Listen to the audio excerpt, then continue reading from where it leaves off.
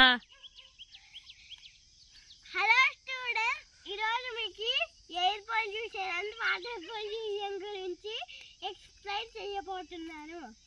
First air pollution చేద్దాం, మీరే చెప్పండి.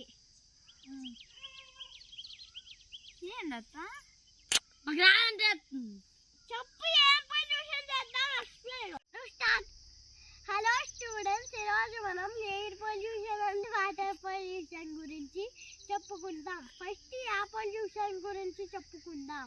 ఎయిర్ పొల్యూషన్ గాలి దేంట్లో నుంచి వస్తుంది? ఫ్యాక్టరీనా, మేఘాలు. ఆ గాలి మనకి ఇంకా ఎయిర్ పొల్యూషన్ ఎవరు నమ్ముతారయ్యా?